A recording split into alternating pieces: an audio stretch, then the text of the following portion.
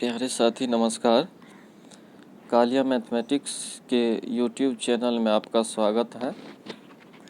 मैंने सीटेट और STT number system का लेक्चर 1 to 3 इससे पहले अपलोड किया है और ये इसी सीरीज में लेक्चर 4 है।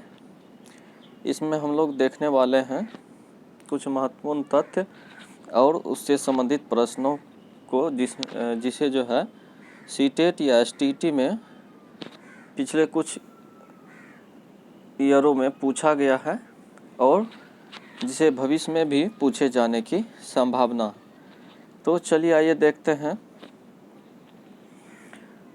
पहला है कि अपवर्तक या गुणनखंड एवं अपवर्त यानी गुणज क्या होता है।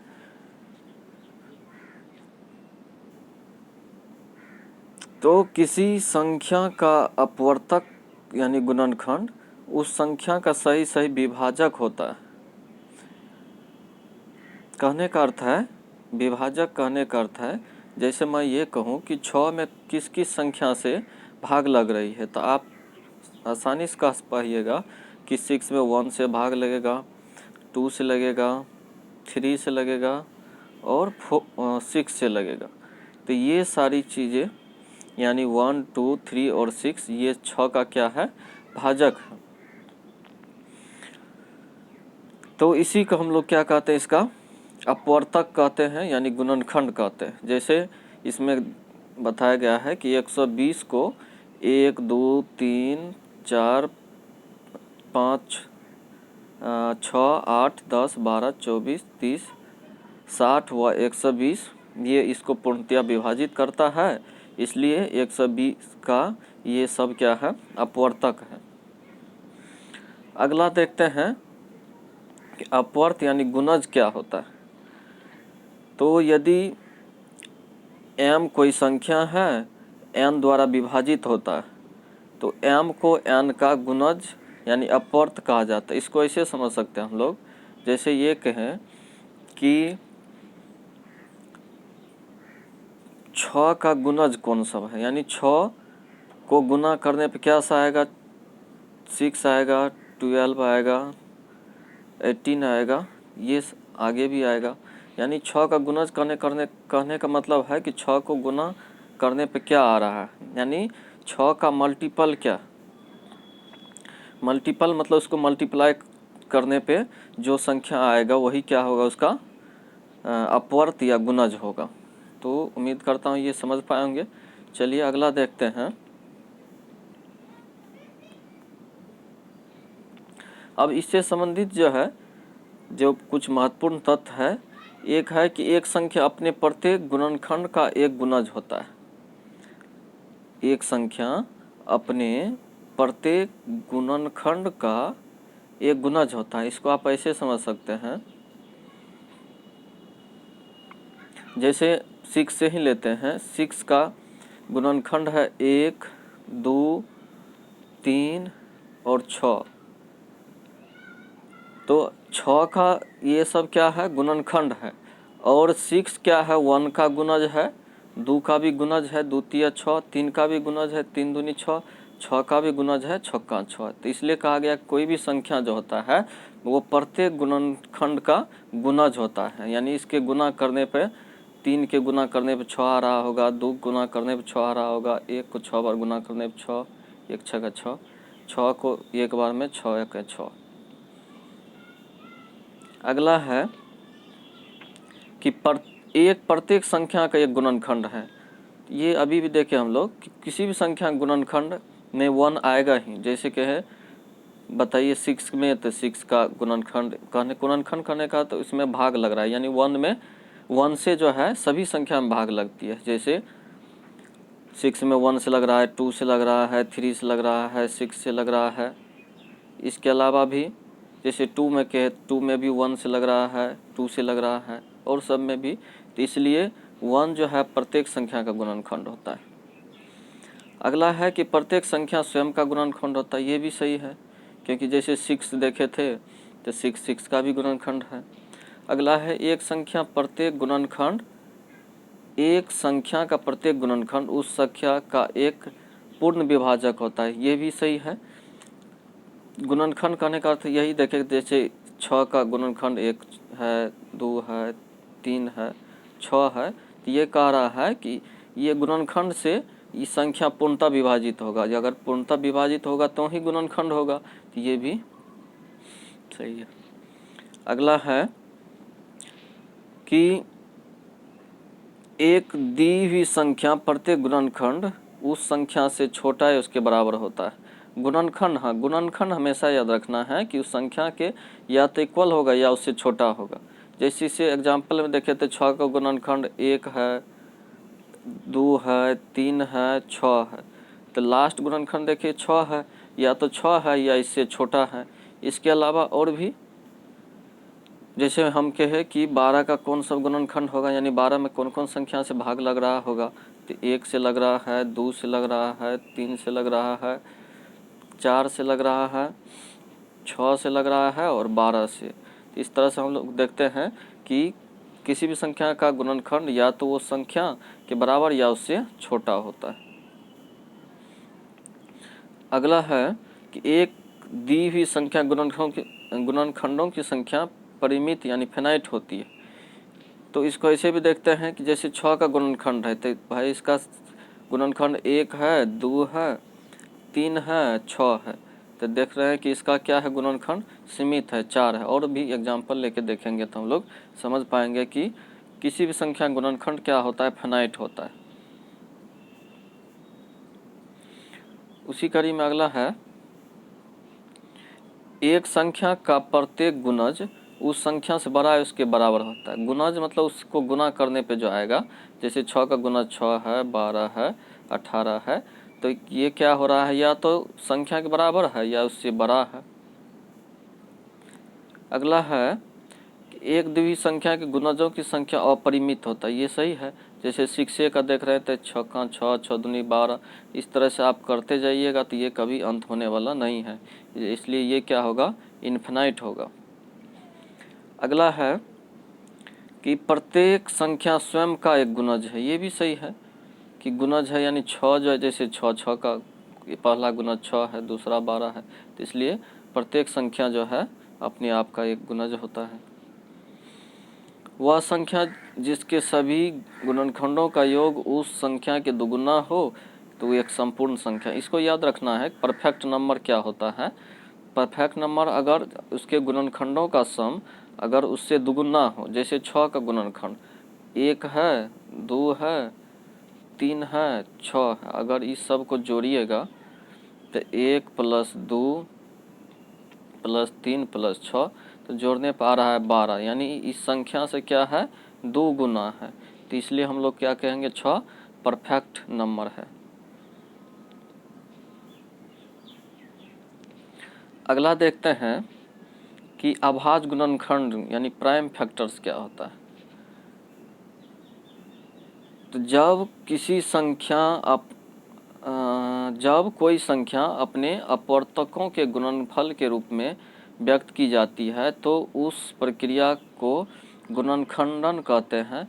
यदि इस प्रक्रिया में केवल अभाज्य गुणनखंड का प्रयोग किया जाए तो वह अभाज्य गुणनखंड कहलाता है। गुणनखंड देखे थे कि गुणनखंड होगा कि जैसे किसी संख्या का खंडन करना, अगर उसमें केवल अभाज्य संख्या है तो वो क्या होगा, अभाज्य गुणनखंड होगा। जैसे देखते हैं कि 6 का अभाज्य गुणनखंड ऐसे निकालते हैं हम लोग, अभाज्य संख्या पहला 2 से देते हैं, द्वितीय 6, इस तरह से जो करते हैं तो यही क्या कहलाता है, इसका अभाज्य गुणनखंड कहलाता है। चूँकि सभी गुणनखंड अभाज्य संख्या हैं अतः 126 का अभाज्य गुणनखंड है, गुणनखंडन है। अभाज्य गुणनखंड का प्रयोग लघुत्तम और महत्तम समापवर्तक निकालने में किया जाता है। महत्तम समापवर्तक एचसीएफ जिसको कहते हैं मौसो, 2 या अधिक दी हुई संख्या के सार गुणनखंडों में सबसे बड़ा सार गुणनखंड इन दी हुई संख्याओं का महत्तम समापवर्तक कहलाता है। महत्तम समापवर्तक संक्षेप में इसको मौसो या एचसीएफ भी लिखते हैं। इसे महत्तम सार्वभाजक यानी ग्रेटेस्ट कॉमन डिविजर जीसीडी भी कहा जाता है। जीसीडी का फुल फॉर्म कभी पूछा जाता है तो क्या होगा? Greatest common divisor. उदाहरण के लिए तो महत्तम सिंपली ये है कि उसके गुणनखंड में जो यानी कॉमन जो गुणनखंड होगा उसमें जो सबसे बड़ा है वही उसका क्या होगा? एचसीएफ होता है। जैसे कहते हैं 15 24, तो 15 का गुणनखंड क्या सब है? 1 है, 3 है, 5 है, 15 है। 24 का कौन सब है? 1 है, 3 है, 4 है, 6 है, 12 है, 24। तो दोनों में क्या है? कॉमन भी होना चाहिए। तो कॉमन एक है, 3 है, बाकी तो कोई कॉमन है नहीं। तो इन दोनों में बड़ा कौन है? 3, इसलिए इसका मौसा जो होगा 3 होगा। तो वही कहा जाता है इसमें एचसीएफ का मतलब ही है हाईएस्ट कॉमन फैक्टर, मतलब उसका फैक्टर तो होना ही चाहिए लेकिन उसमें वो सबसे बड़ा होना चाहिए। अगला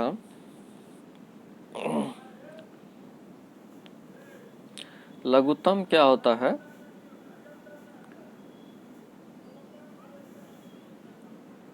दो या अधिक दी हुई संख्याओं का लघुत्तम समापवर्त इन संख्याओं के सार्व गुणजों में से सबसे छोटा गुणज होता है।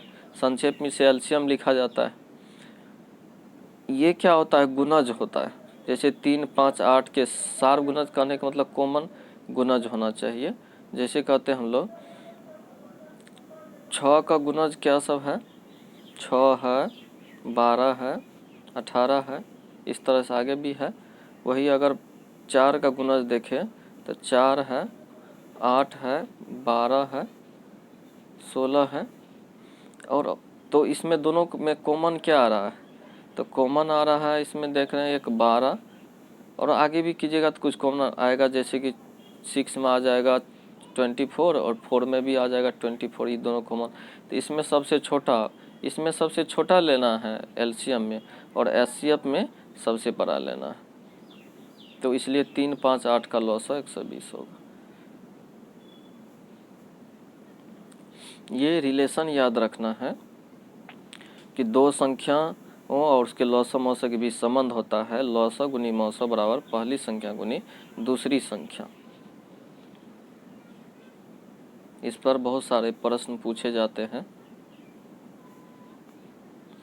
इसी कड़ी में चलिए इससे संबंधित देखते हैं किस तरह के प्रश्न पूछे गए हैं या पूछे जाने की संभावनाएं हैं।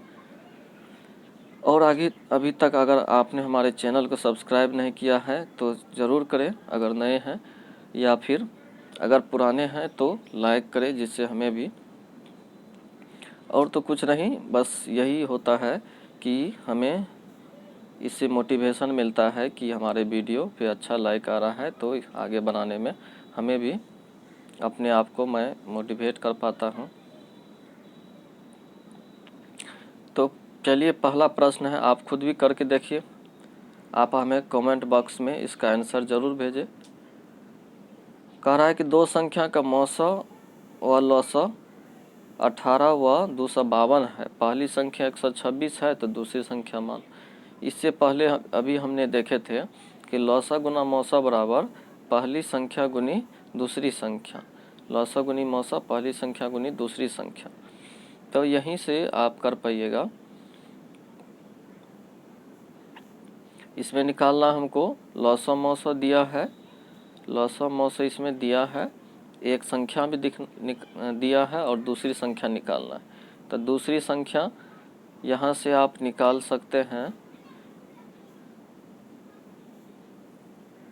लौसा मौसा पहली संख्या दूसरी निकालने के लिए आप क्या कीजिएगा? पहली को इधर डिवाइड कर दीजिए यहाँ बट्टे में।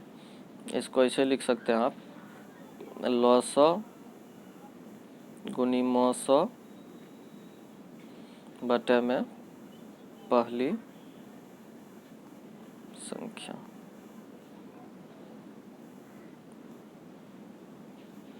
तो यहाँ से कर पाइएगा तो क्या होगा?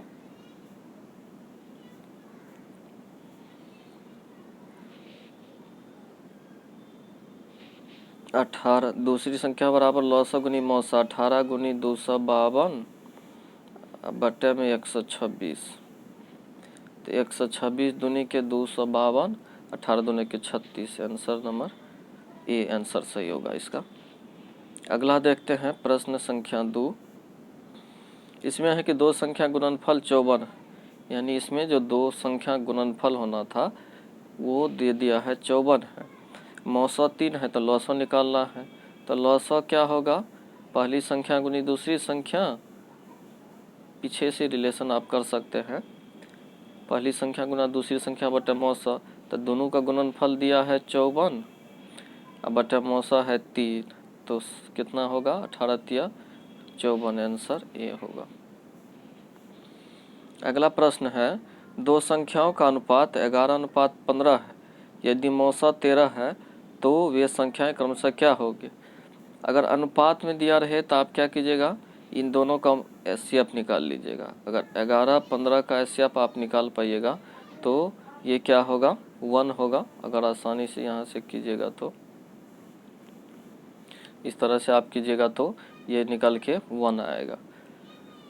और यही कहने का अर्थ है रेशियो में जो दिया रहता है उसका एक यूनिट जो एचसीएफ आएगा। अगर इसको ऐसे भी बना सकते हैं 11x और 15x दोनों का निकालिएगा तो मौसा x आएगा। वही x बराबर दिया है आपको 13, तो वे संख्याएं क्या होगा, संख्या है 11x 15x। 15x 11 की जगह में यहाँ x की जगह पे 13 रखेंगे तो 13 11 को गुना करेंगे तो 143 और 15 और 13 गुना करेंगे तो 195। अगला प्रश्न इस प्रकार है कि वह छोटी से छोटी पूर्ण वर्ग संख्या क्या होगी जो 56, 21 और 36 पूर्णतः विभाजित हो सके। तो जैसे ही छोटी से छोटी संख्या पूछे आप क्या कीजिए, इसका एलसीएम निकालिए। क्या सब है 56, 21, 36। 56, 21, 36 यहाँ से कीजिएगा 2 से 28, 21, 18, फिर 2 से 14, 21, 9। अब देंगे 7 से तो 7 दूनी 14, 7 तिया 21, 9। एक बार 3 से फिर लगेगा इसमें, तो 3 से लगेगा तो 2, 3 का 3, 3 तिया 9। तो यहाँ से तो इसका एलसीएम कितना आ गया, 2 दूनी 4, 4 7 28, 28 तिया 84, 8 तिया 24, 84, 84 छक्का 84 गुनी 6 कीजिएगा तो आप आएगा 6 चौके 24, 8 छक्का 48 और 2 50।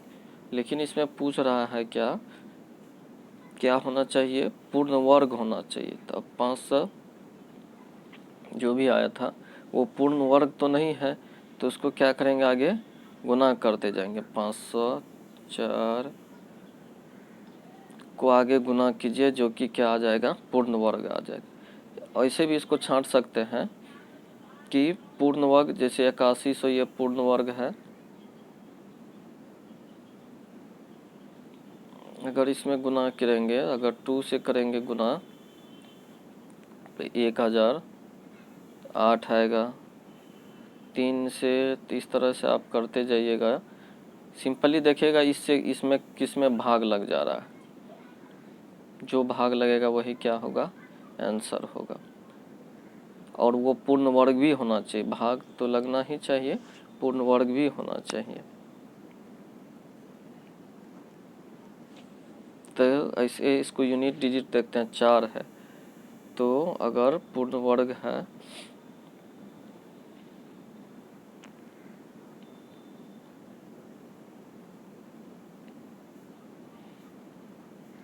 इसको ऐसे भी बना सकते थे पूर्ण वर्ग के अनुसार।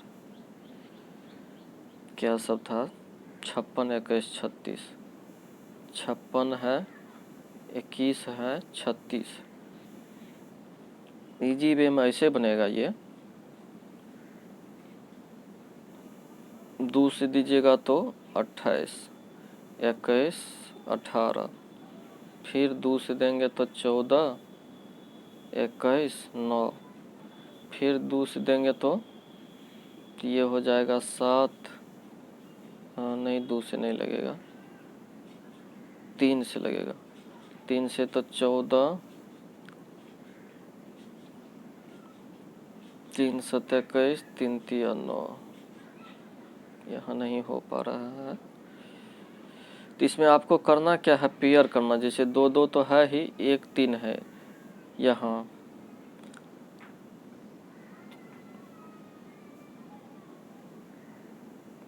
तो इसमें थोड़ा परेशानी हो रहा है, बोर्ड पे नहीं आ रहा है। करना सिंपल इसमें ये है कि इसका जोड़ा बनाना है। जैसे कि छोटा लिखते हैं, 56 21, 56 21 36, 56 21 36, 28 दूनी 56, 21, 18 दूनी 36, फिर 2 से 14 दूनी 28, 21, 9 दूनी 18, 3 से 14, 3 7 21, 3 3 9, अब की बार 7 से देंगे तो हो जाएगा 7 दूनी 14, 7 का 7, 3। तो इसमें देख रहे हैं 2 एक जोड़ा है, 3 भी यहाँ मिला के एक जोड़ा हो जाएगा। और क्या नहीं हो रहा है, यहाँ 7 है, यहाँ 2 है, यानी 7 दूनी 14 इसमें एक्स्ट्रा है, तो 14 और होना चाहिए तो ही क्या होगा, इसका पूर्ण स्क्वायर होगा, क्योंकि एक 7 और रहना चाहिए, एक 2 और रहना चाहिए। तो आप क्या कीजिएगा, इसके एलसीएम से, एलसीएम जो निकलेगा, जैसे निकालेंगे 3 दूनी की 6, 6 7 42, 42 तिया 42 तिया 3 दूनी 6, 126, 126 दूनी 126 दूनी 252, 252 दूनी 504, तब 504 का आप 14 से गुना कर दीजिए। 504 गुनी 14, 14 चौके 56 और 14 पंचा 70, यानी 70 56 आंसर होगा। बोर्ड कम वजह, मतलब बोर्ड की लंबाई कम वजह से होने से इसमें थोड़ा समय लगा। अगला देखते हैं, निम्नलिखित में से वह छोटी से छोटी संख्या क्या होगी जो 3 4 6 8 से पूर्णतः विभाजित होगा। तो छोटी से छोटी जो ही पूछा था आप एलसीएम निकालिए। 3 4 6 का 3, 4 6 8 का, तो ये हो जाएगा 2 से करेंगे तो 3, 2 दूनी 4, 3 दूनी 6, 4 दूनी 8, फिर एक बार 2 से लगेगा 3, 1 3, 2 दूनी 4, अब एक बार 3 से 1 1 1 2, तो 2 दूनी 4, 12 दूनी 24। अगला प्रश्न है, वह छोटी छोटी संख्या जिसमें यदि 3 जोड़ दिया जाए तो योगफल इतना से अलग अलग पूर्णतः विभाजित होगा। तो फिर इसमें भी वही एलसीएम निकालना, 36 45 50 का, 36 45 50, 2 से कीजिएगा 18 45 25, 5 3 से भी लग जाएगा, 3 6 का 18, 15 तिया 45 और 25, 5 से लगेगा 6 3 5, और यहाँ से गुना कीजिएगा, 5 तिया 15, 6 के 90, 9 5 45, 450, 450 तिया 450 दूनी 900 तिया 2700, और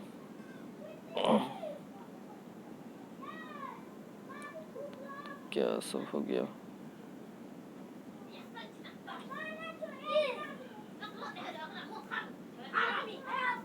36 45 50, 2 से 18 45 25, 3 से 6 15 तिया 45, 25, फिर 3 से 3 दूनी 6, 5, 25 और 5 से 2, 1, 5। तो और यहाँ से कीजिएगा 5 दूनी 10, 10, 50, 50 तिया 150, 150 तिया 450 तो 900। तो 900 पूरा पूरा भाग लगेगा, लेकिन कह रहा है कि 900 में नहीं वो संख्या ज्ञात करना जिसमें 3 जोड़े से पूरा भार लगना चाहिए। कहने का अर्थ है कि अगर 900 में 3 घटा दे, यानी 900 में 3 घटा दे तो 897 होगा। तो यही 897 में 3 जोड़ने पे ये 900 आ रहा था, तो 897 आंसर होगा। अगला प्रश्न है कि वह छोटी छोटी पूर्ण वर्ग, यहाँ मिस्टेक है, वह छोटी छोटी पूर्ण वर्ग संख्या क्या होगी जो 10, 20, 30, 40 अलग अलग पूर्णतः विभाज्य। बस इसमें भी आपको क्या करना है, पहले एलसीएम निकाल लेना है और फिर उसको देखना है कि पूर्ण वर्ग कौन है। सबसे पहले ये पूर्ण वर्ग नहीं है, ये भी पूर्ण वर्ग नहीं है, या तो ये होगा या ये होगा। तब देखते हैं कि 10, 20, 30, 40 का एलसीएम अगर निकालिएगा यहाँ से आप, तो इसका एलसीएम निकल के आएगा, सिंपल हम कर देते हैं शॉर्ट वे में।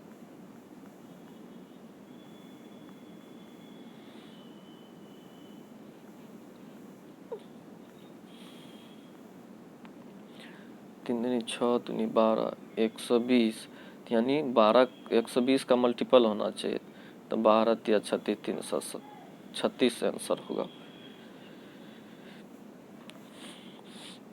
अगला प्रश्न इस प्रकार है, दो संख्या गुणनफल है 2160, उसका 912 है, तो बताइए ऐसी दो संख्याएं कितने जोड़े।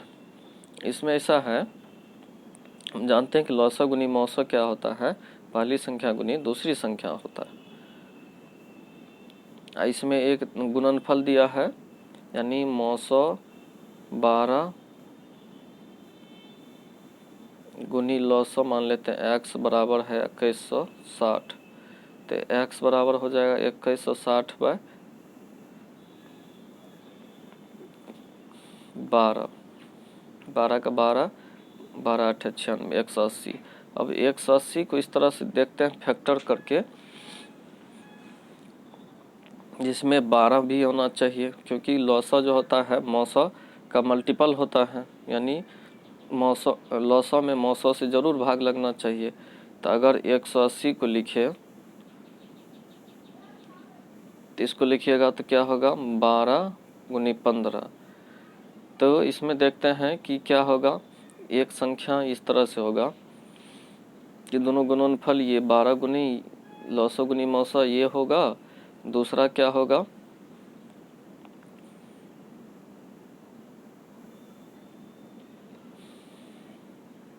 12 तिया 36, यानी 12 तिया 36, क्योंकि एलसीएम दोनों का ये लौसा गुना मौसा बराबर होना चाहिए, गुणनफल जो है। तो 18 12 गुना करेंगे, 180 12 गुना करेंगे तो पीछे वाला आएगा।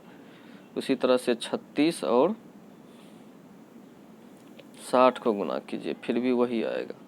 तो यही दो जोड़ा, इसको ऐसे भी समझ सकते हैं आप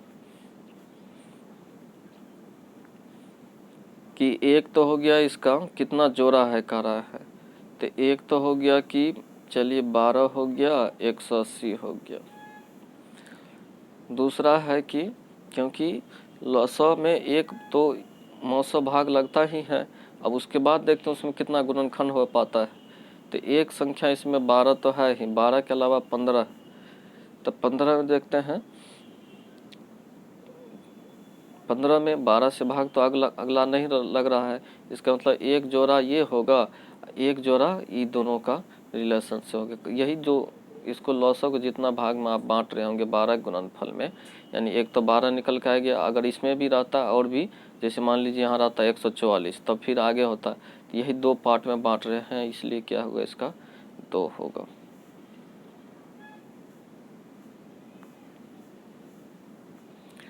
ये प्रश्न बार बार पूछे जाते हैं।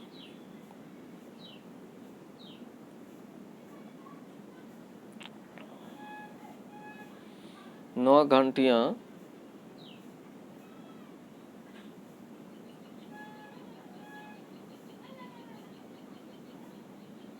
6, 8, 12, 18 मिनट के अंतराल बजती है। अगर 12 बजे एक साथ बजना प्रारंभ किया तो बताइए फिर कब बजेगी। इस तरह का जब भी पूछे तो आप क्या कीजिए, इसका एलसीएम निकाल दीजिए। 6, 12, 18 का अगर एलसीएम निकालिएगा तो ये निकल के आएगा 96। 96 मिनट है तो 96 मिनट कहने का अर्थ है 96 नहीं, 18 चौके 72, 72 आएगा। तो ये आएगा 1 घंटा 12 मिनट। तो कहने का मतलब अगर 12 बजे बजी है तो फिर 1 घंटा के बाद यानी 1:12 पे बजेगी। आंसर बी होगा। अगला प्रश्न है इसी प्रकार कि 3 घंटी कम से 15, 20, 24 सेकेंड के अंतर से बजते हैं। यदि वे 12 मिनट तक लगातार बजते हैं, इस अवधि में कितनी बार बजेगा, ये पूछ लिया अगली बार। तो इस तरह से आप क्या कीजिए, पहले इसका एलसीएम निकालिए। 15,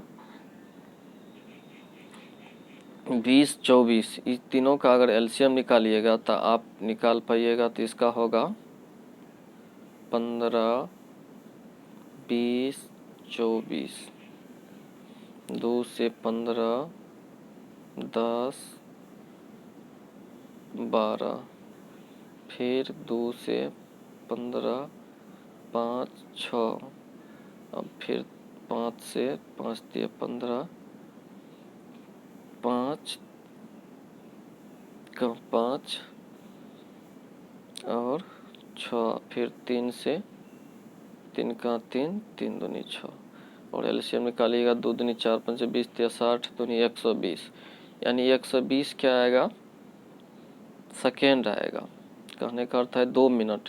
2 मिनट आ गया, 12 मिनट बजती है तो 20 में क्या बार बजेगा, 6 बार बजेगा। अगला प्रश्न तो ये था। इससे संबंधित और भी प्रश्न हम जो है अपलोड करेंगे और इस तरह से ये सीरीज चलता रहेगा। तो अगर अभी तक आपने हमारे चैनल को सब्सक्राइब नहीं किए हैं तो सब्सक्राइब ज़रूर करें, लाइक करें। चलिए, धन्यवाद।